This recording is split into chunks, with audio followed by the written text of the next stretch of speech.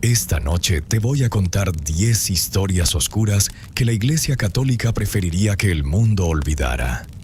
Capítulos que durante siglos fueron silenciados, ocultados y negados. Historias que siguen generando vergüenza hasta el día de hoy. Así que acomódate, relájate, ponte cómodo y disfruta. Esta noche vamos a hablar de lo que no se habla. Comencemos. El Sínodo del Cadáver, Roma, año 897. Un hombre muerto está sentado en un trono. Lleva puesto sus mejores ropas y está a punto de ser juzgado. Con un único detalle: él murió hace un año. Para entender lo que sucedió, hay que conocer a los dos hombres en el centro de esta historia. El primero es Formoso. Fue papa de Roma entre los años 891 y 896. Era un hombre con enemigos poderosos, pero durante su papado gobernó sin mayores escándalos. Murió por causas naturales en abril del año 896. El segundo es Esteban VI, su sucesor. Un hombre que odiaba a Formoso con una intensidad que iba mucho más allá de lo racional. Esteban había sido ordenado obispo por Formoso años atrás, algo que según las leyes de la iglesia de esa época estaba prohibido, ya que Formoso era obispo de otro territorio. Ese detalle jurídico se convirtió en una obsesión. Esteban quería borrar a Formoso de la historia. Invalidar todo lo que había hecho, cada ordenación, cada decisión, cada firma. Y para eso necesitaba algo impensable. Necesitaba juzgarlo. El problema era que Formoso llevaba varios meses muerto y enterrado. Eso para Esteban VI no fue un problema. En enero del año 897, por orden directa del Papa Esteban VI, varios hombres entraron a la Basílica de San Pedro con palas y antorchas. Desenterraron el cuerpo de Formoso. El cadáver llevaba casi 9 meses bajo tierra.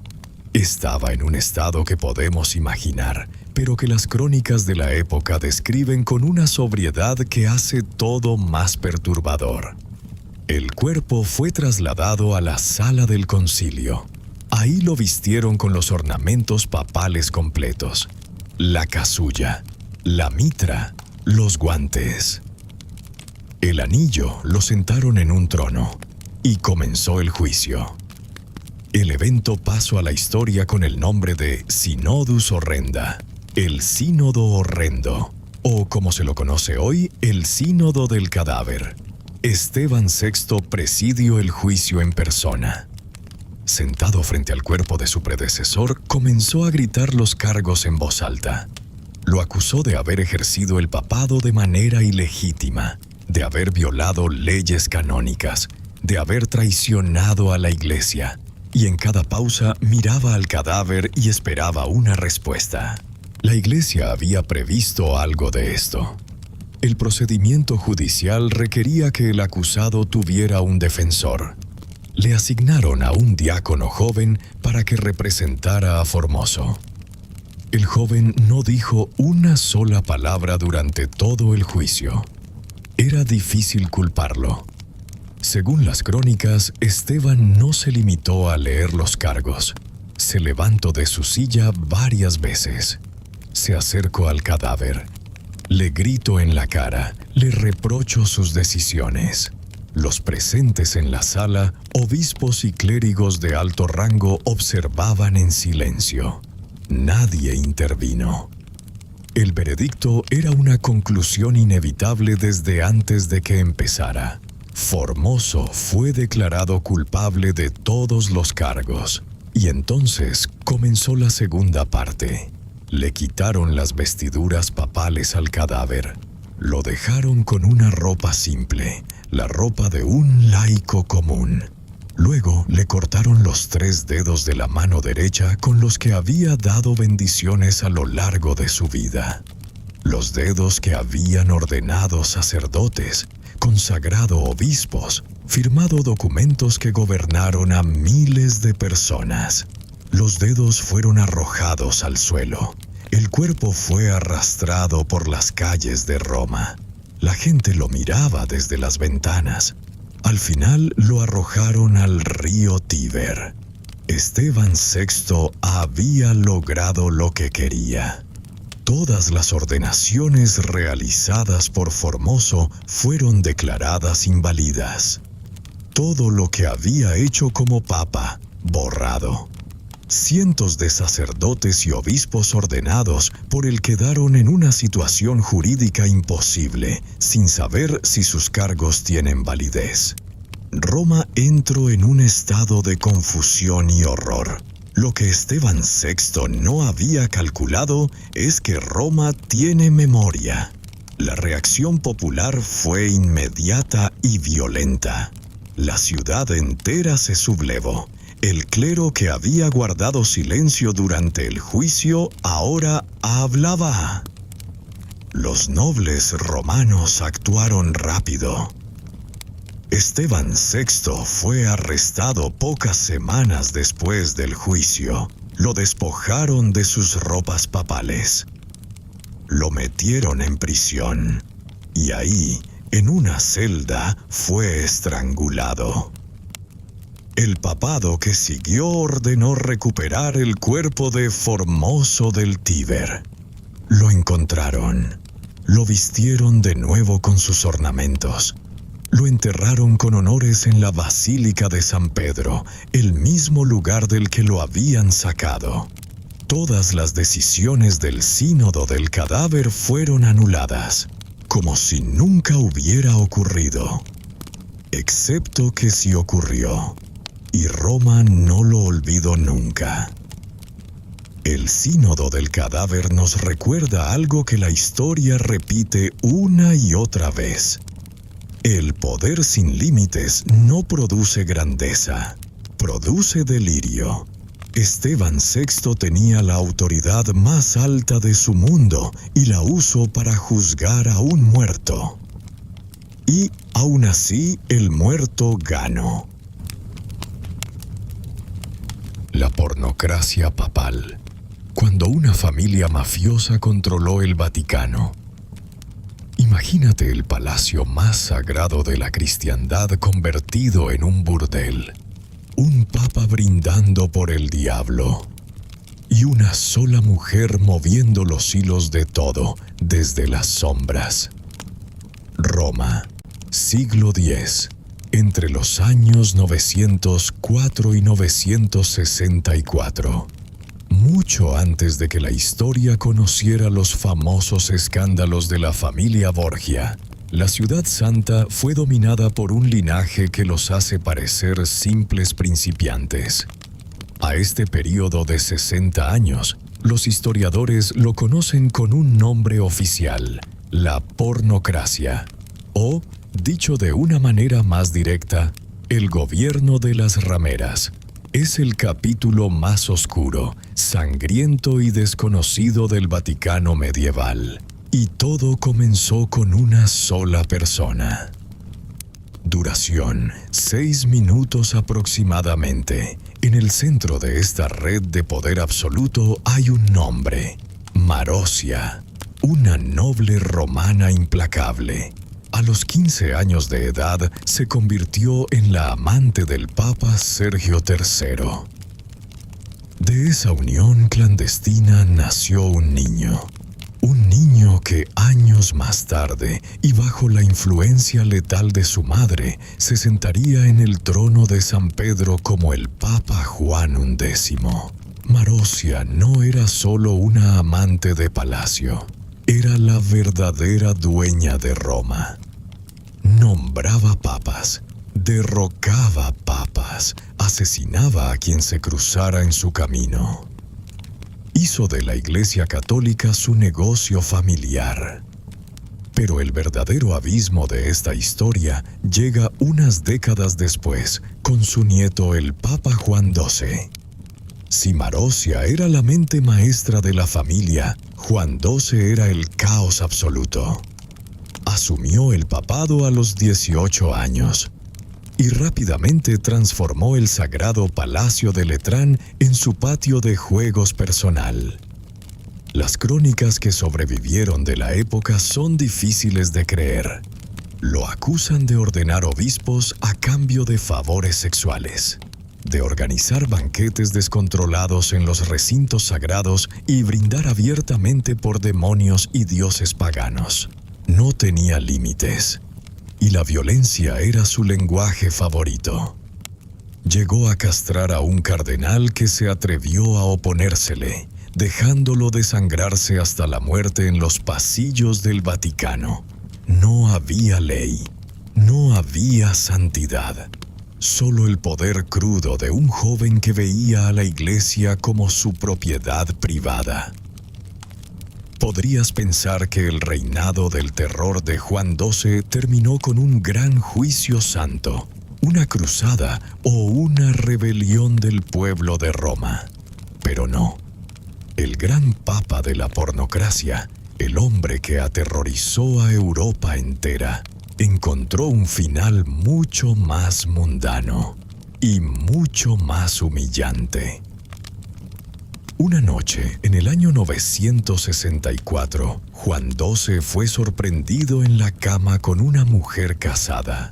Al esposo, ciego de ira, no le importó en lo más mínimo que estuviera frente al líder supremo de la Iglesia Católica.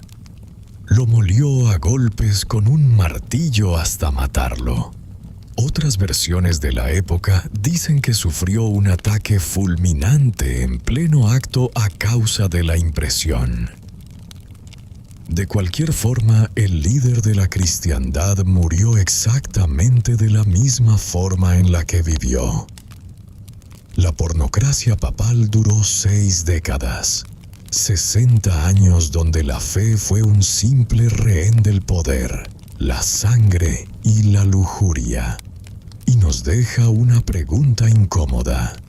Si una sola familia pudo secuestrar a la institución más poderosa de la tierra y convertirla en su negocio personal, ¿qué tan frágil es, en realidad, el poder? La masacre de Béziers. Mátenlos a todos. Dios reconocerá a los suyos. Una sola frase bastó para condenar a 20.000 almas. Hombres, mujeres y niños masacrados en el interior de sus propias iglesias, a manos del mismísimo ejército de Dios. Sur de Francia. Julio del año 1209. La próspera ciudad de Béziers se alza sobre una colina, brillando bajo el duro sol del verano europeo. Es una fortaleza imponente, pero hoy está rodeada por una tormenta de acero y cruces.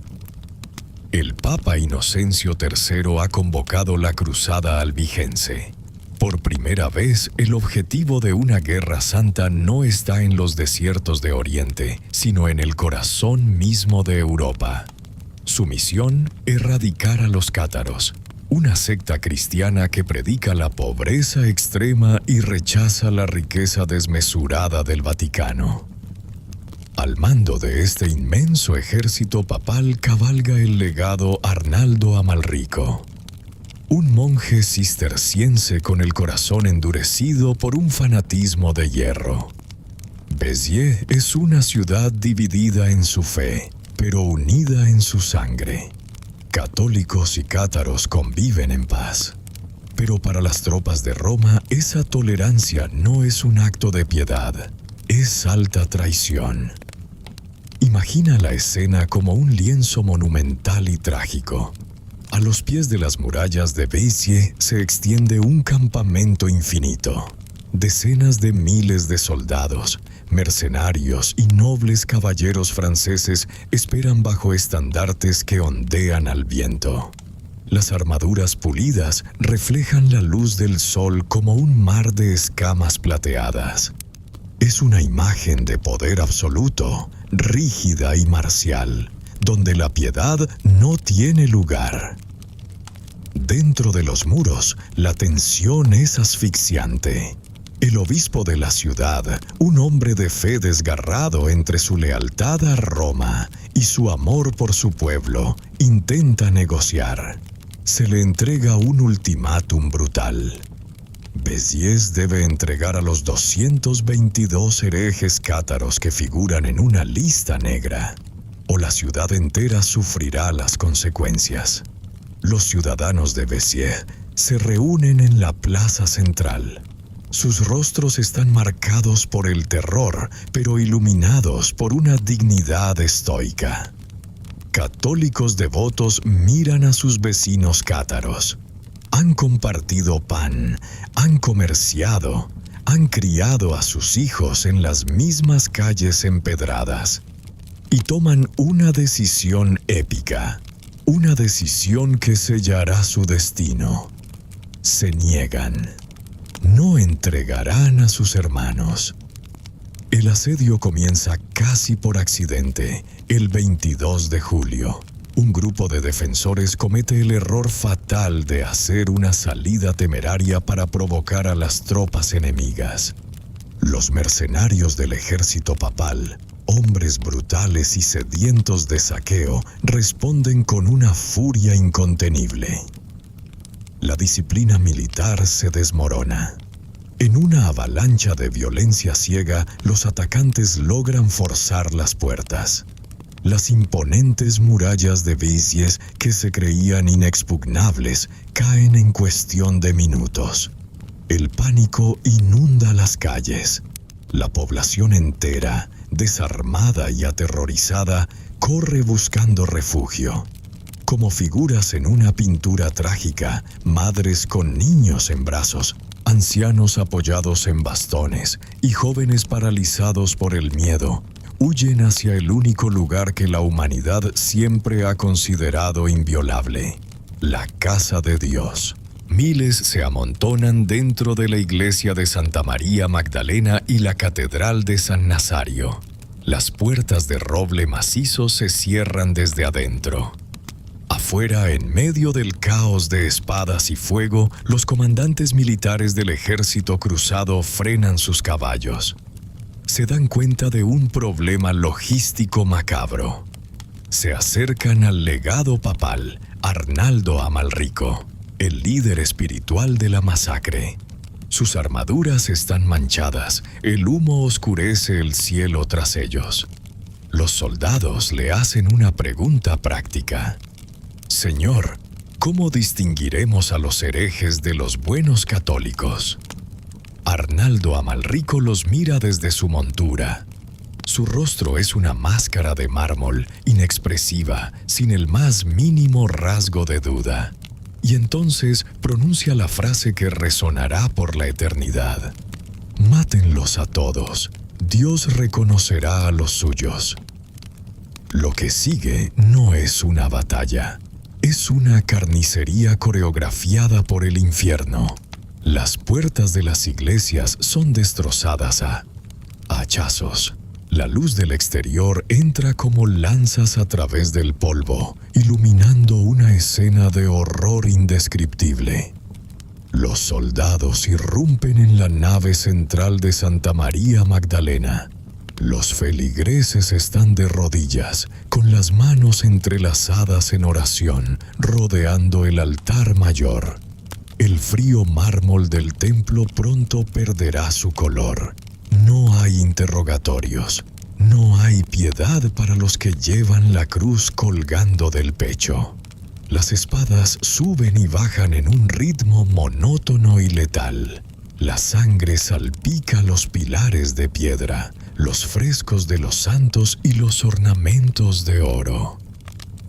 Es una visión de belleza arquitectónica corrompida por la brutalidad humana más cruda. Cuerpos entrelazados cayendo sobre los escalones sagrados. Un sacrificio masivo en el altar del fanatismo ciego. Durante horas la ciudad arde y los gritos ahogan el sonido de las campanas. No perdonaron a nadie. niños, mujeres, ancianos, sacerdotes. Cuando el sol finalmente se pone, iluminando las columnas de humo con tonos rojizos, Béziers es un cementerio humeante. Entre 15.000 y 20.000 personas yacen muertas. Lo más devastador de esta masacre no es solo el número de muertos, sino la profunda ironía que oculta la tragedia. Los defensores de la ciudad murieron creyendo que protegían a sus vecinos cátaros. Pero la realidad de esa tarde de julio fue mucho más cruel. Cuando las tropas papales irrumpieron en las iglesias, a quienes masacraron primero, directamente sobre los altares sagrados, fue a los sacerdotes católicos locales. Fueron los propios siervos de Roma, vestidos con sus hábitos ceremoniales, sosteniendo crucifijos en un último intento por detener la violencia, quienes recibieron los primeros golpes de espada de los soldados del Papa. El ejército de la Iglesia no solo aniquiló a su enemigo, devoró a sus propios hijos más fieles con una indiferencia absoluta. La masacre de Béziers nos deja una imagen grabada en fuego y sangre, un recordatorio sombrío sobre el peligro de las certezas absolutas. Cuando el poder terrenal se convence a sí mismo de que actúa con la autoridad y el permiso del cielo, la humanidad se evapora. Si la orden de aniquilar proviene de aquellos que dicen hablar en nombre de lo divino, ¿quién podrá salvarnos de los justos? La donación de Constantino, el fraude más exitoso de la historia. Medio continente fue gobernado durante siglos basándose en un simple pedazo de pergamino que un monje se inventó. Y cuando por fin se descubrió la gran mentira, absolutamente nadie quiso escuchar. Europa, siglo VIII. El Imperio Romano de Occidente es solo un recuerdo en ruinas, y la Iglesia Católica busca desesperadamente asegurar su supervivencia frente a los reyes bárbaros que amenazan sus fronteras. Roma necesita algo más que fe para defenderse. Necesita un derecho legal inquebrantable. Y así, de las sombras de los archivos vaticanos, surge un documento milagroso. Un texto supuestamente firmado por el gran emperador Constantino en el siglo IV. En él, como muestra de gratitud por haber sido curado de lepra, el emperador le cede al Papa de Roma el dominio absoluto sobre toda Europa occidental. No solo el poder espiritual, el control total de la tierra, de las coronas y de los ejércitos. Piensa en la trascendencia de este pergamino. Imagina la escena con la solemnidad y la luz de una gran pintura histórica neoclásica, digna de un lienzo de Jacques-Louis David. Visualiza al Papa de turno sosteniendo este antiguo manuscrito. Las pesadas túnicas de seda cayendo en pliegues perfectos, la luz entrando en diagonal por las inmensas ventanas del Vaticano, iluminando el sello imperial falso. Es una pose épica y teatral. A sus pies, reyes y monarcas europeos inclinando la cabeza en zonas de dramático claroscuro, rindiendo pleitesía no solo a Dios, sino al dueño legítimo de toda la tierra que pisan. Con este fraude maestro, la Iglesia se transforma. Deja de ser una simple guía espiritual para convertirse en un imperio terrenal invencible. Durante cientos de años, la donación de Constantino es el arma más letal de los pontífices. ¿Un rey se niega a pagar impuestos? El Papa saca el documento. ¿Un emperador cuestiona la autoridad de Roma? El documento demuestra que el Papa está por encima de él. se utiliza para justificar guerras brutales, para reclamar nuevos territorios y para poner de rodillas a cualquier monarca que se atreva a desafiar la voluntad divina. Generación tras generación de clérigos copiaron y reverenciaron este texto. Nadie lo cuestionaba. Era la piedra angular de la política del mundo occidental. Fue precisamente esta mentira de tinta la que cimentó el poder absoluto que, siglos más tarde, permitiría a familias implacables como los Borgia apoderarse del trono de San Pedro. Gracias a la autoridad incalculable de este engaño, pudieron manejar a su antojo los hilos del continente y reinar como verdaderos monarcas terrenales. El fraude era tan colosal, tan integrado en la estructura del mundo que la realidad misma se había moldeado a su alrededor. Pero ninguna mentira, por más sagrada que parezca, puede esconderse para siempre del rigor de la ciencia. Llegamos al año 1440. El Renacimiento empieza a iluminar las mentes de Europa. Y un brillante humanista y sacerdote llamado Lorenzo Valla decide hacer algo que nadie se había atrevido a hacer en 700 años. Leer el documento con ojo verdaderamente crítico. Valla no usó la espada para atacar al poder. Usó la filología. Analizó las palabras, la gramática y el vocabulario del texto. Y lo que descubrió fue humillante. El latín utilizado en el documento estaba lleno de palabras que no existían en la época del emperador Constantino. Había referencias a templos que aún no se habían construido y términos feudales que se inventaron siglos después. Era una falsificación burda. Un trabajo de aficionado escrito en el siglo VIII, probablemente por un monje solitario. Valla publicó su descubrimiento. La prueba era irrefutable, científica, absoluta. ¿Y qué hizo la Iglesia frente a la verdad demostrada? Ignorarla por completo. A pesar de que el fraude quedó expuesto ante los ojos de los eruditos, el Vaticano tardó siglos en reconocerlo oficialmente y continuó utilizando el poder, las riquezas y la influencia que ese papel falso les había otorgado, como si nada hubiera pasado. Reflexión final. Duración: 20 segundos. La historia de la donación de Constantino es la prueba definitiva de una realidad muy perturbadora sobre la naturaleza humana. A veces al poder no le importa en lo más mínimo lo que es verdad. Le importa únicamente lo que es útil. Si una mentira es lo suficientemente grande y se sostiene durante el tiempo suficiente, llega un punto en el que se convierte en la única verdad que importa. La Papa Juana, la mujer que gobernó el Vaticano disfrazada de hombre. Imagínate la procesión más solemne de Roma, interrumpida por un grito de agonía.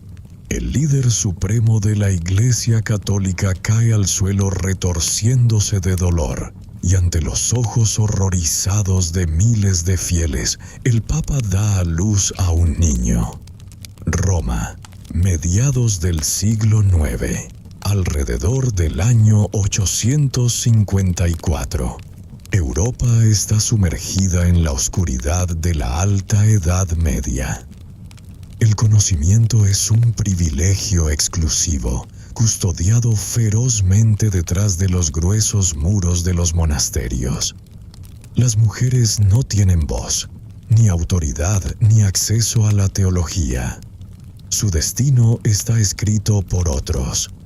Pero una mente brillante decide desafiar todas las leyes de la tierra y del cielo. Su nombre es Juana.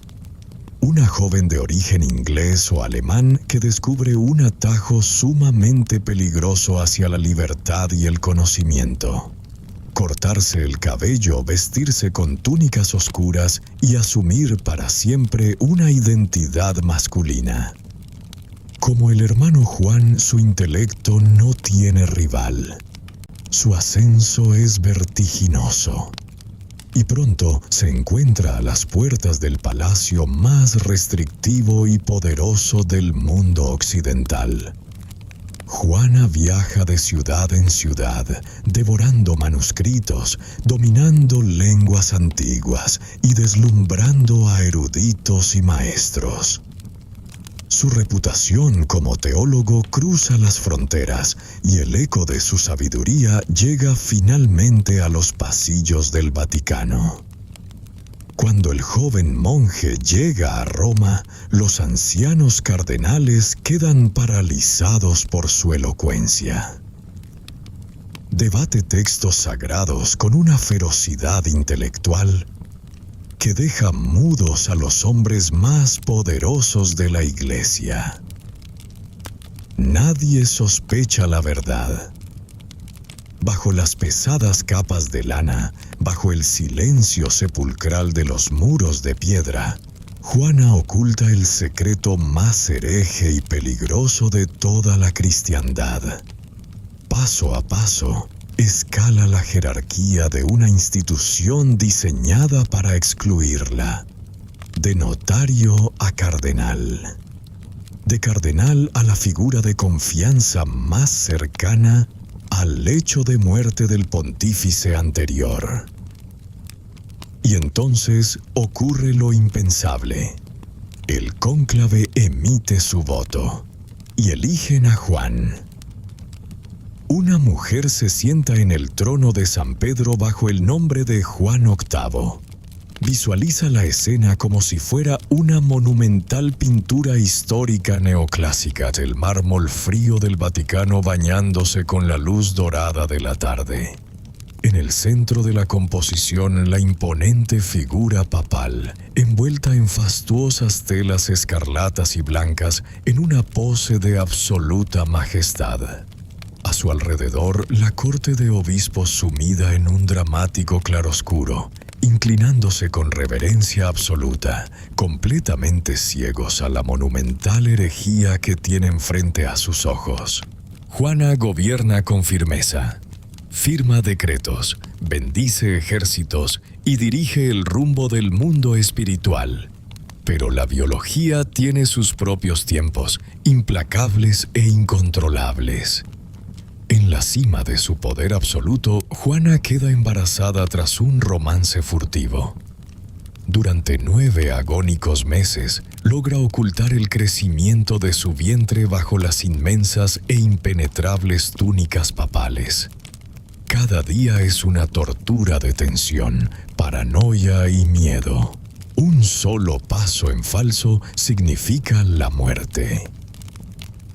Llegamos al día fatal. Año 856. Roma celebra una de las procesiones públicas más importantes, desde la Basílica de San Pedro hasta la de San Juan de Letrán. El calor aprieta, las multitudes se agolpan en las calles empedradas, desesperadas por ver pasar a su líder sagrado. Y en medio del tumulto, en una estrecha callejuela cerca del Coliseo, el dolor la atraviesa como una lanza. La procesión se detiene bruscamente. El Papa cae de su montura. Los guardias corren a socorrerlo, rasgando las vestiduras sagradas para darle aire. Y entonces se desata el caos absoluto. La túnica inmaculada se mancha de sangre. El llanto agudo de un recién nacido rompe el aire pesado de Roma. La devoción ciega de la multitud se transforma instantáneamente en un odio animal. La escena adquiere tintes dantescos. Al comprender el monumental engaño, los fieles enfurecidos no esperan la justicia de un tribunal. Allí mismo, ahogados por el fervor religioso y la traición, se abalanzan sobre ella. La arrastran por el polvo de la calle y la lapidan sin piedad hasta la muerte. A lo largo de los siglos siguientes, la Iglesia hizo un esfuerzo titánico por borrar a Juana de los registros. La catalogaron como una simple leyenda urbana, un cuento oscuro inventado por sus enemigos para desprestigiar al Vaticano. Pero hay un detalle material, crudo e inquietante que la historia nunca ha podido explicar del todo. Durante mucho tiempo, cada vez que se elegía a un nuevo papa, se implementó un protocolo extremadamente extraño en el Vaticano. El candidato recién elegido debía sentarse en la llamada silla del examen. Era una silla de mármol con una abertura circular en el centro del asiento. Un diácono joven tenía la obligación de deslizar su mano por debajo de la silla y palpar al nuevo pontífice para confirmar físicamente que tenía anatomía masculina.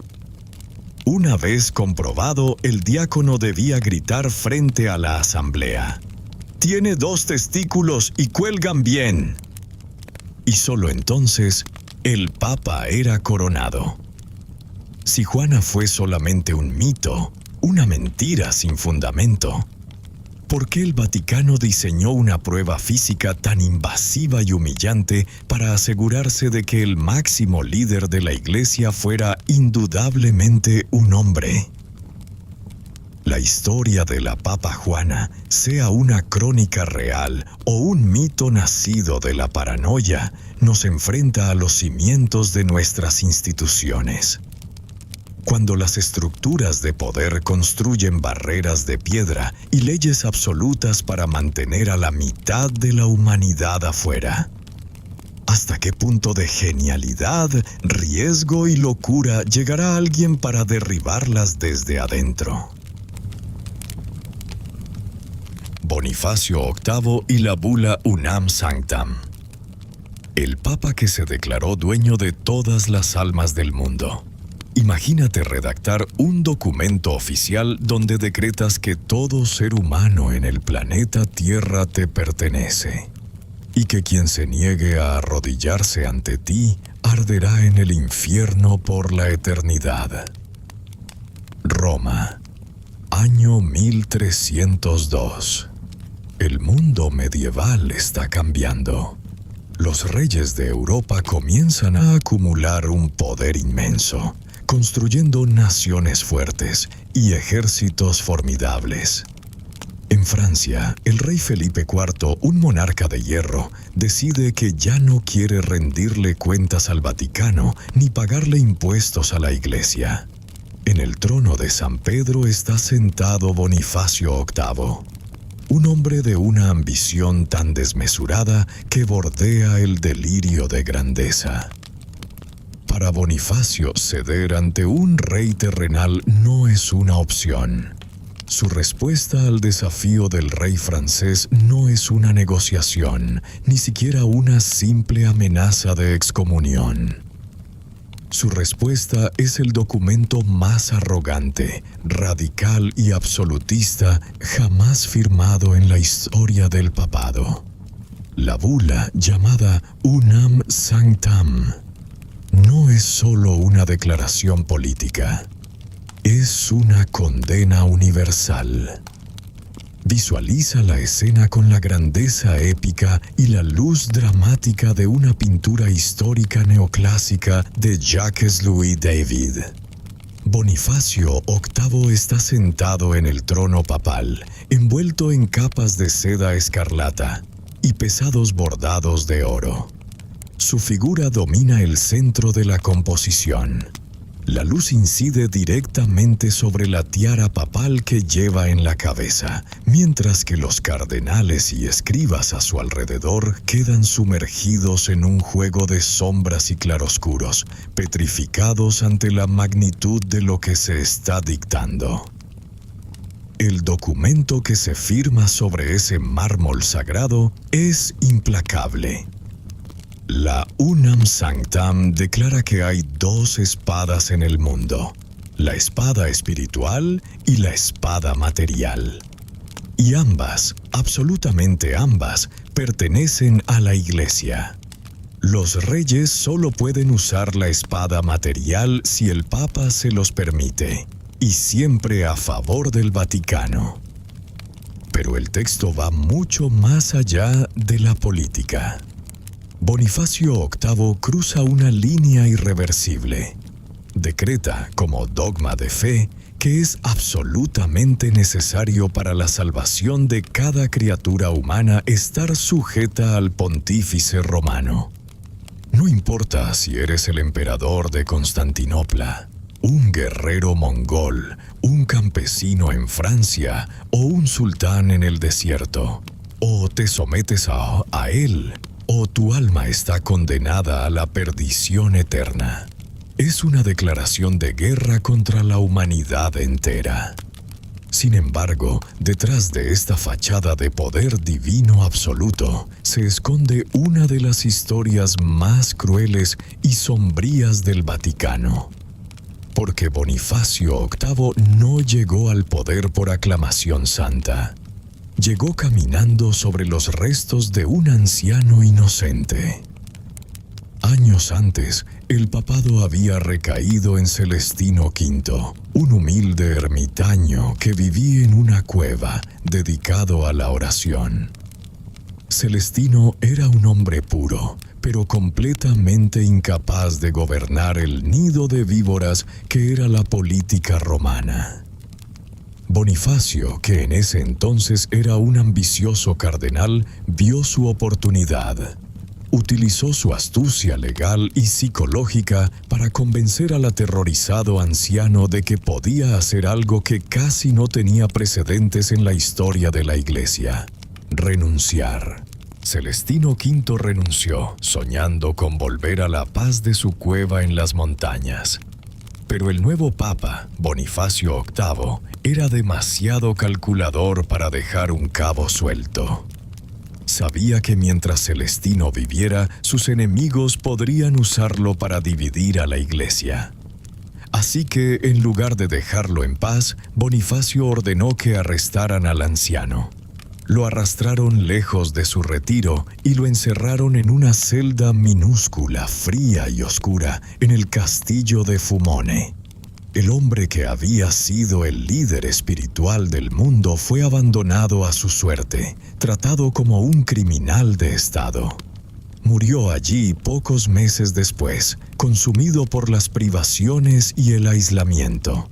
Esa era la verdadera naturaleza del hombre que ahora reclamaba ser el dueño de todas las almas.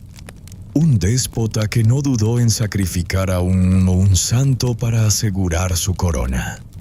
Con la Unam Sanctam, Bonifacio creyó que había solidificado su tiranía para siempre.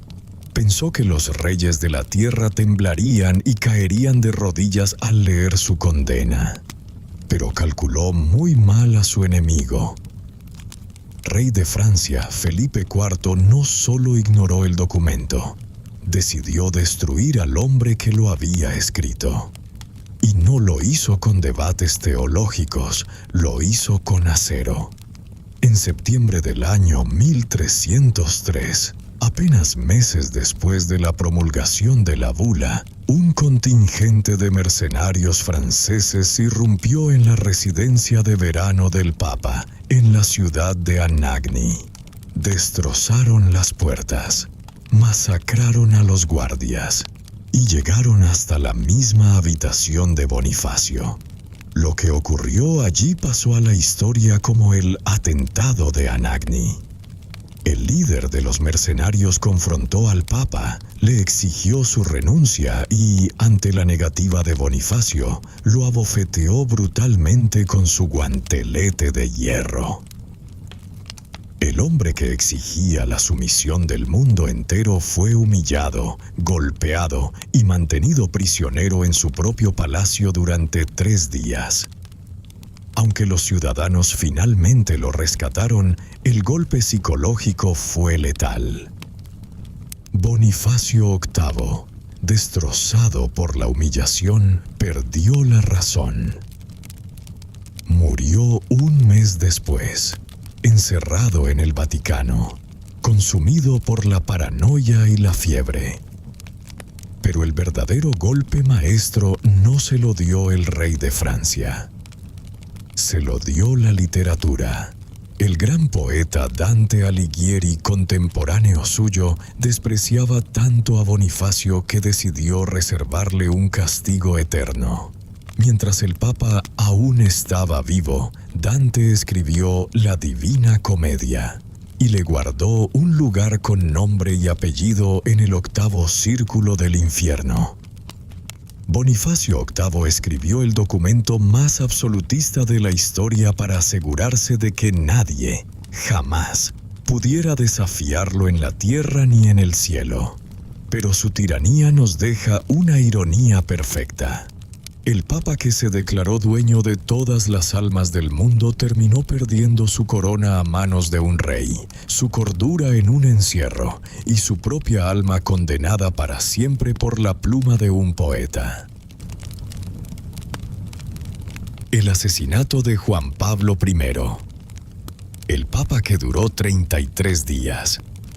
El líder espiritual de 1.000 millones de almas es encontrado muerto en su propia cama sagrada. No hay autopsia. Su habitación es saqueada en minutos. Su cuerpo es embalsamado con una prisa aterradora.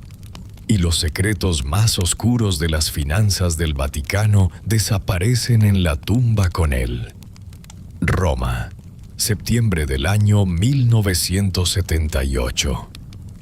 El mundo moderno observa al Vaticano, pero sus impenetrables muros de piedra siguen guardando la misma oscuridad de los tiempos medievales. Albino Luciani, un hombre humilde, carismático y conocido por su sonrisa cálida, acaba de ser elegido para ocupar el trono de San Pedro bajo el nombre de Juan Pablo I. Es un soplo de aire fresco. Un pontífice que rechaza los lujos excesivos de la curia romana y promete devolverle a la Iglesia su verdadera vocación de pobreza. Pero esa misma humildad sella su destino. Juan Pablo I llega con una misión secreta e implacable: limpiar la casa de Dios. Rápidamente, pone sus ojos en la institución más intocable, poderosa y corrupta de Roma, el Banco Vaticano. Y en los silenciosos pasillos del poder supremo, intentar tocar el oro es firmar tu propia sentencia de muerte. Imagina los imponentes interiores del Palacio Apostólico en ese otoño de 1978. Visualízalo no como un edificio burocrático del siglo XX, sino con la monumentalidad asfixiante de una gran pintura histórica neoclásica, como en un enorme y trágico lienzo de Jacques-Louis David. La escena está dominada por contrastes dramáticos. La luz divina y pálida entra por los inmensos ventanales, iluminando la figura solitaria y pura del nuevo Papa, vestido de blanco impecable. Pero a su alrededor, en las sombras, en las zonas de profundo claroscuro de la pintura, se agrupan las figuras amenazantes de cardenales y banqueros. Hombres envueltos en sedas escarlatas y trajes a medida, conspirando en voz baja en los rincones del encuadre, con los rostros endurecidos por la avaricia y el pánico. Juan Pablo I ha descubierto un abismo. El Banco Vaticano, oficialmente llamado Instituto para las Obras de Religión, no es una simple caja fuerte para las limosnas de los fieles. Es una gigantesca y sofisticada lavandería de dinero negro. A través de una red financiera laberíntica, el dinero de la Iglesia está directamente entrelazado con una logia masónica secreta conocida como la Logia P2 y, peor aún, con las violentas operaciones de lavado de dinero de la mafia siciliana. Millones de dólares manchados de sangre fluyen entre el inframundo criminal y las sagradas cuentas de Roma. El nuevo Papa, horrorizado pero firme, toma una decisión suicida. Va a purgar el banco desde sus cimientos. Durante 33 días de un reinado agónico y solitario, comienza a exigir auditorías. Pide documentos clasificados y prepara una lista de destituciones masivas. Sabe exactamente quiénes son los hombres que manejan los hilos y ha programado una serie de despidos fulminantes para la mañana del 29 de septiembre. Pero la noche del 28 de septiembre, la letal maquinaria del poder se adelanta. La historia oficial dice que Juan Pablo I se retiró a sus aposentos y tomó un té o unas medicinas para la presión. Estaba recostado en su cama, con sus característicos anteojos puestos, leyendo unos documentos. Los mismos documentos que contenían los nombres de los funcionarios corruptos que iban a ser expulsados al amanecer. A la mañana siguiente, una monja entra a la habitación papal y encuentra la escena del crimen más grande e intocable del siglo XX. El Papa está muerto. Su rostro conserva una extraña mueca.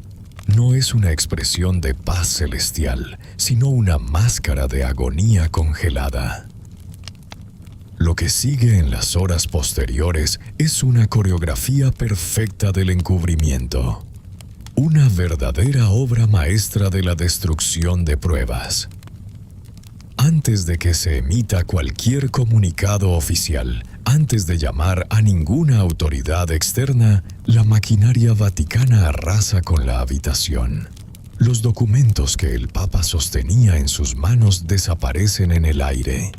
Sus notas personales, sus diarios, sus anteojos, incluso el frasco de sus medicinas en la mesa de luz. Todo es retirado en completo sigilo. No se permite ninguna autopsia.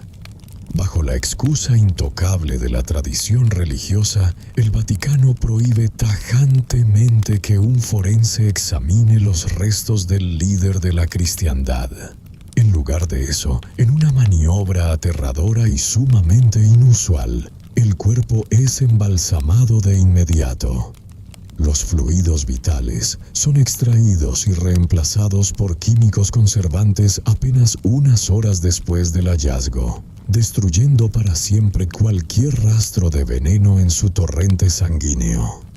El hombre que iba a limpiar el Vaticano es silenciado, vaciado de cualquier evidencia criminal y preparado para un majestuoso funeral de Estado mientras sus asesinos continúan manejando el banco de Dios. Durante años, la Iglesia sostuvo inquebrantablemente que todo se debió a un simple e inesperado ataque al corazón. Pero el periodista de investigación David Jalop decidió seguir el rastro del dinero y del silencio sepulcral. En su exhaustiva investigación, documentada en el libro En el nombre de Dios, descubrió un hecho estadísticamente aterrador. Al menos 6 personas, 6 figuras de inmenso poder financiero y criminal, tenían motivos desesperados para desear la muerte del pontífice esa misma noche. Y esas mismas 6 personas se beneficiaron directa y astronómicamente de que Juan Pablo I no amaneciera con vida. A pesar de las abrumadoras evidencias de encubrimiento, las flagrantes incongruencias en los testimonios de quienes encontraron el cuerpo y la destrucción sistemática de pruebas físicas, el Vaticano jamás permitió que se abriera una sola investigación independiente. A los asesinos les bastó un solo mes para demostrar que en la Ciudad Santa hay cosas mucho más sagradas y protegidas que el propio Papa. El reinado de 33 días de Juan Pablo I nos deja frente a una verdad escalofriante sobre las instituciones que veneramos.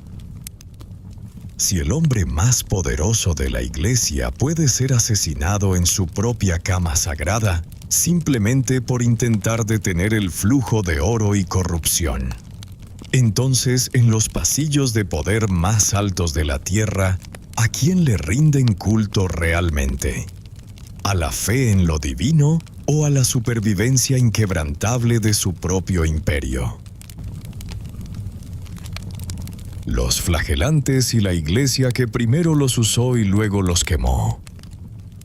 Imagina a cientos de hombres marchando por las ruinas de Europa, con las espaldas destrozadas y bañados en su propia sangre, convencidos de que su dolor físico era lo único que podía salvar al mundo del apocalipsis. Europa, mediados del siglo XIV. La peste negra está devorando el continente. En cuestión de meses, millones de personas caen fulminadas por una enfermedad que absolutamente nadie comprende. El pánico es total. La muerte está en cada esquina, en cada casa, en cada aliento. Para el hombre medieval, esto no es una crisis sanitaria. Es el fin de los tiempos. Es el castigo innegable de un Dios enfurecido por los pecados de la humanidad. En medio de este terror asfixiante surge un movimiento extremo. Hombres comunes que deciden tomar el castigo en sus propias manos para aplacar la ira divina. Los llamaron los flagelantes. Al principio, la Iglesia Católica los miró con silenciosa aprobación. Eran la herramienta de propaganda perfecta. Mantenían a la población aterrorizada, arrepentida y, sobre todo, desesperadamente obediente a las autoridades del clero. Visualiza esta procesión macabra con la intensidad y el dramatismo de una monumental pintura histórica neoclásica, digna de los lienzos épicos de Jacques-Louis David. El cielo sobre ellos es de un gris plomizo, denso por la ceniza y el humo de las incesantes piras funerarias. En el centro de esta composición trágica, figuras masculinas descalzas avanzan lentamente. Están cubiertos apenas con capuchas y pesadas túnicas blancas, ahora manchadas de un rojo escarlata brillante. Sus rostros, iluminados por un claroscuro casi teatral, no muestran dolor, sino un éxtasis místico, inhumano. En sus manos derechas empuñan látigos terminados en gruesos nudos de cuero, trozos de hierro y clavos oxidados. Y con cada paso, con cada redoble del tambor, se golpean. Una y otra vez, se arrancan la piel en un sacrificio público, grotesco y fascinante.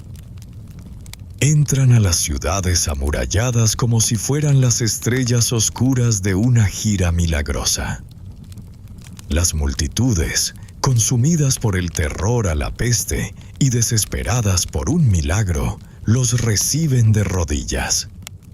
Lloran desconsoladamente al verlos, empapan pequeños trozos de tela en la sangre que cae al empedrado y los adoran como si fueran santos vivientes bajados del cielo. Los flagelantes se convierten en el espectáculo emocional más poderoso de la Edad Media.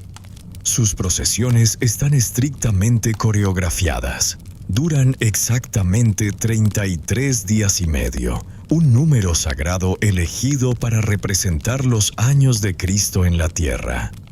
Durante ese mes de agonía tienen prohibido bañarse, no pueden hablar con mujeres y deben someterse a la disciplina del dolor frente a miles de espectadores atónitos, 3 veces al día. Para la jerarquía eclesiástica, sentada en la seguridad de sus palacios de mármol, esta histeria colectiva es inmensamente útil. El miedo es el mejor pegamento para mantener unido a un rebaño que empieza a cuestionarlo todo. Mientras la gente llore por sus pecados en las plazas, seguirán pagando diezmos y buscando la absolución oficial de la iglesia. Pero el teatro de sangre pronto se sale de control. Los flagelantes empiezan a darse cuenta del abrumador poder psicológico que ejercen sobre las masas.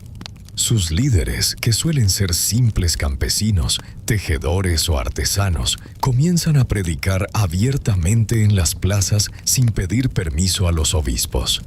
Comienzan a leer fragmentos de las Escrituras, a perdonar pecados públicamente y a realizar rituales de purificación que, hasta ese momento, eran un monopolio exclusivo, sagrado y muy lucrativo de los sacerdotes ordenados. De repente, ya no son fieles arrepentidos pidiendo piedad. Son una revolución espiritual en marcha. El verdadero crimen de los flagelantes no fue la automutilación, ni la brutalidad de sus actos. Fue algo mucho más imperdonable para el Vaticano: la competencia directa. En las plazas de Europa, estos hombres cubiertos de cicatrices empezaron a gritar una verdad extremadamente peligrosa. Decían a viva voz que la peste negra no era culpa del pueblo llano, sino de la infinita y descarada corrupción del clero. Culpaban a los sacerdotes de vivir en la opulencia y el pecado mientras el mundo ardía. Y lo peor de todo, le enseñaron a la gente que podían hablar directamente con Dios a través de su propio sacrificio personal, saltándose por completo al intermediario. Ya no necesitaban la burocracia de la iglesia para llegar al cielo. Esa fue la sentencia de muerte del movimiento. En octubre del año 1349, el Papa Clemente VI emitió una bula papal fulminante. Declaró a los flagelantes como herejes peligrosos y enemigos de la fe. La misma iglesia que había tolerado y utilizado su sangre para aterrorizar al pueblo, ahora le ordenaba a los reyes, duques y señores feudales que los cazaran sin piedad. Ayer eran santos útiles, hoy eran arrestados, masacrados y quemados vivos en la hoguera. La historia de los flagelantes nos revela la regla de oro del poder absoluto. El sistema te puede perdonar el fanatismo, la locura, e incluso que te destroces tu propio cuerpo en su nombre. Pero en el exacto momento en que intentas arrebatarles el control sobre las personas y decides hacer tu propio camino, te conviertes inmediatamente en la leña de su próxima hoguera. La Orden de los Asesinos y el Vaticano. Los negocios secretos con el enemigo. Imagínate a los monjes guerreros más devotos de la cristiandad, los paladines del Papa, cerrando un trato en la oscuridad con una secta letal de degolladores profesionales. Porque en la guerra santa, la fe mueve montañas. Pero la sangre es un negocio. Oriente Medio, siglos XII y XIII. Las cruzadas están en su punto de máxima brutalidad. Los ejércitos europeos, bendecidos por el Vaticano, marchan por las arenas del desierto con cruces rojas cosidas en el pecho. Su misión divina es recuperar Tierra Santa y aniquilar a los ejércitos musulmanes. Pero el tablero geopolítico de Medio Oriente no es una simple batalla entre el bien y el mal. En las sombras de las montañas de Siria y Persia existe un tercer jugador. Una facción islámica minoritaria conocida como los nizaríes. El mundo, aterrorizado por sus métodos, los llama con otro nombre: los hashashin, los asesinos. No tienen grandes ejércitos, no libran batallas a campo abierto. Su poder reside en el espionaje, la infiltración y el asesinato quirúrgico de líderes políticos y religiosos. Y sorprendentemente, la estricta y dogmática Iglesia Católica está a punto de descubrir que estos espectros letales pueden ser excelentes socios comerciales. Visualiza el encuentro secreto con la grandiosidad y el dramatismo de una pintura histórica neoclásica, como si fuera un lienzo perdido de Jacques-Louis David. La escena transcurre en el interior de una enorme tienda de campaña cruzada, en la quietud de la noche del desierto. De un lado de la mesa, la imponente figura de un líder templario u hospitalario, envuelto en su pesada cota de malla y su manto blanco inmaculado. Del otro lado, emergiendo de las profundas sombras del claroscuro, un emisario del viejo de la montaña, el líder supremo de los asesinos. No hay espadas en alto, no hay gritos de herejía. Hay un silencio pragmático, iluminado por la luz temblorosa de las antorchas. En esta pintura imaginaria, la cruz y la daga no se enfrentan. Reposan juntas sobre la mesa de negociaciones. Para el ciudadano común en Europa, el Papa predica una guerra de exterminio total contra los infieles. El mensaje desde los púlpitos de Roma, París y Londres es claro. Todo musulmán es un enemigo de Dios que debe ser erradicado. Pero la realidad en el terreno es infinitamente más cínica. Los líderes cruzados y los legados papales se dan cuenta rápidamente de que la secta de los asesinos tiene sus propios problemas. Los nizaríes están rodeados de imperios islámicos sunitas mucho más grandes que quieren destruirlos. El gran sultán Saladino, por ejemplo, es una amenaza mortal tanto para el reino cristiano de Jerusalén como para las fortalezas de los asesinos en Siria. La ecuación es aterradoramente simple. El enemigo de mi enemigo es mi sicario personal. Comienzan los acuerdos tácitos. Pactos de sangre sellados en el más absoluto secreto sacerdocio. La Iglesia y los reyes europeos deciden mirar hacia otro lado, mientras los asesinos hacen su trabajo. En varias ocasiones, poderosos generales musulmanes que amenazaban el avance cruzado amanecen con una daga envenenada clavada en el pecho. Los líderes cristianos celebran estas intervenciones divinas, sabiendo perfectamente quién envió la hoja en la oscuridad. Los asesinos, a cambio, obtienen tiempo, dinero y la no agresión de los inmensos ejércitos de la cruz. Era un nivel de pragmatismo político que haría sonrojar a Maquiavelo. El mismísimo Vaticano, que en público enviaba a miles de jóvenes campesinos a morir en nombre de la pureza espiritual, en privado toleraba y se beneficiaba directamente del terrorismo organizado. Mantuvieron este teatro durante décadas. Los señores de la guerra europeos descubrieron que en Tierra Santa la fe es la excusa para llegar. Pero la diplomacia de las sombras es la única forma de sobrevivir. Pero el pragmatismo llegó a un nivel que bordea el humor negro. Los caballeros hospitalarios eran una de las órdenes militares cristianas más temidas y respetadas. Hombres santos, monjes guerreros que juraron proteger la fe con sus vidas. Eran dueños de imponentes castillos, como el colosal crack de los caballeros, muy cerca de las fortalezas de la secta de los asesinos. Lo que los libros de historia religiosos suelen omitir es la naturaleza del tratado que ambas fuerzas firmaron. Los sagrados monjes guerreros de Cristo literalmente comenzaron a cobrarle a la secta de los asesinos un impuesto de protección. Una extorsión oficial, una mafia cobrándole a otra mafia.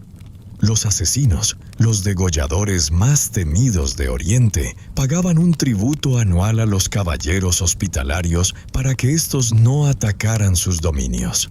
E incluso, en ciertos momentos estratégicos, llegaron a negociar exenciones formales de estos pagos a cambio de favores. Una orden religiosa cristiana emitiendo recibos de exención de impuestos a un sindicato internacional de asesinos. Cuando leemos las crónicas de las cruzadas, nos hablan de fanatismo ardiente, de reliquias sagradas y de la conquista del paraíso eterno. Pero los pactos entre los templarios, los hospitalarios y los asesinos revelan una constante universal y decepcionante cuando se apagan los cantos de las iglesias y la sangre comienza a costar dinero. Los negocios son los negocios, incluso en medio de una guerra santa. Las fiestas en el Vaticano, el banquete de las castañas. La fiesta más infame de la historia del Vaticano. Imagínate la sala más sagrada del Palacio Apostólico, el líder supremo de la Iglesia observando divertido desde su trono de terciopelo. Pero en el suelo no hay sacerdotes rezando. Hay 50 mujeres desnudas gateando entre candelabros encendidos, compitiendo en un macabro espectáculo de excesos. Roma, 31 de octubre del año 1501. La familia Borgia domina la ciudad santa con puño de hierro, veneno y sedas finas. El Papa Alejandro VI y su hijo, el implacable César Borgia, han convertido el Vaticano en su corte personal, un lugar donde el poder terrenal ahoga cualquier rastro de piedad o santidad. En esta noche de otoño, César organiza una cena en sus aposentos privados dentro del Palacio Apostólico. No es un concilio diplomático. No es una celebración litúrgica. Es un evento que pasará a la historia con un nombre aparentemente inofensivo, pero que oculta su verdadera y perturbadora naturaleza. El banquete de las castañas. Una fiesta donde las máscaras del pudor cayeron por completo, dejando al descubierto el alma real del papado renacentista. Visualiza la escena con la monumentalidad de una pintura histórica neoclásica épica, al más puro estilo de un lienzo de Jacques-Louis David. La luz dorada y cálida de innumerables velas ilumina los grandiosos frescos del techo, creando un dramático claroscuro sobre el frío mármol del Vaticano. En el centro de esta grandiosa composición, como un emperador romano de la antigüedad en pleno delirio de poder, el Papa Alejandro VI observa desde su silla, elevada. A su lado, la figura altiva, calculadora y seductora de César Borgia, el verdadero maestro de ceremonias de la noche. La velada comienza como un banquete opulento. 50 cortesanas han sido invitadas a cenar junto con los clérigos, sirvientes y nobles más selectos de la corte papal. Pero a medida que el vino inunda las pesadas copas de oro, la compostura eclesiástica se evapora. Los sirvientes retiran los platos y las mesas. Los pesados candelabros de plata, coronados por llamas temblorosas, son bajados y colocados directamente sobre el suelo del gran salón. El espacio queda iluminado desde abajo, proyectando sombras monstruosas e inquietantes sobre las paredes tapizadas. Y entonces César Borgia da una orden insólita. Arrojan puñados de castañas calientes al suelo, esparciéndolas entre el laberinto de candelabros. Las 50 mujeres, ahora completamente despojadas de sus ropas, son incitadas a recogerlas. Tienen que hacerlo a gatas, arrastrándose entre las velas encendidas. Un mar de cuerpos entrelazados en el suelo, esquivando el fuego, mientras los hombres más poderosos de la cristiandad las observan desde las penumbras, jaleando y riendo. El cuadro es a la vez de una belleza estética abrumadora y de una decadencia moral absoluta.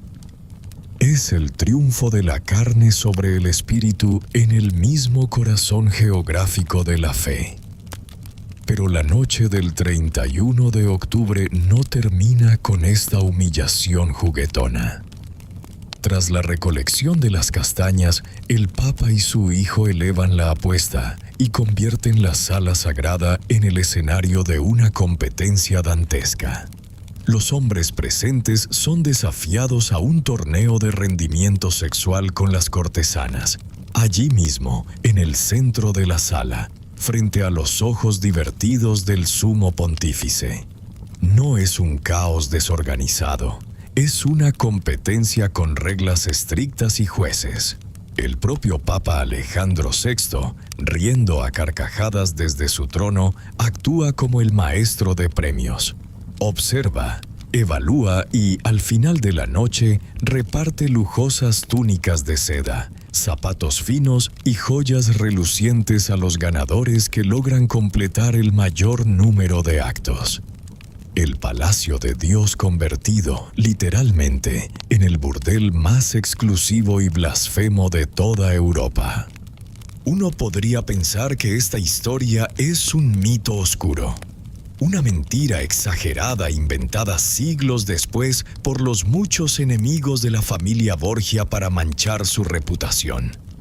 Pero el horror de esta noche no nos llega por un rumor callejero ni por un panfleto de la oposición. Conocemos cada detalle exacto gracias a un hombre llamado Johann Burchard. ¿Y quién era él? El maestro de ceremonias oficial del Vaticano. Un burócrata impecable, meticuloso y obsesionado con el orden, encargado de registrar el día a día del Papa. Burchard anotó el banquete de las castañas en su diario oficial. Y lo verdaderamente escalofriante no es lo que escribió, sino cómo lo escribió. Con una frialdad administrativa y burocrática aterradora, detalló el concurso sexual, las mujeres a gatas y la entrega de premios en la misma página. Y exactamente con el mismo tono monótono con el que registraba los horarios de las misas matutinas y las reuniones diplomáticas. Para el Vaticano de los Borgia, esta orgía no era un escándalo que debía ocultarse. Era sencillamente un evento más en la agenda. Era protocolo. El banquete de las castañas nos obliga a asomarnos al abismo insondable del poder absoluto y sin restricciones. Cuando los líderes de una institución se sienten verdaderamente intocables frente a los hombres y frente a Dios, la moralidad deja de existir. Se convierte en un simple juego donde las personas son solo adornos en el suelo. Y tú, desde tu almohada, ¿te atreves a imaginar qué otros secretos siguen enterrados bajo los fríos mármoles de Roma?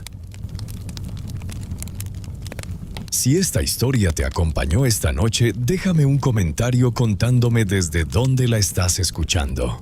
Un like al video y suscribirte al canal me ayuda a seguir trayéndote historias como esta cada noche. Esto es Mitos de Almohada. Gracias por quedarte hasta el final. Descansa bien, donde sea que estés. Hasta la próxima noche.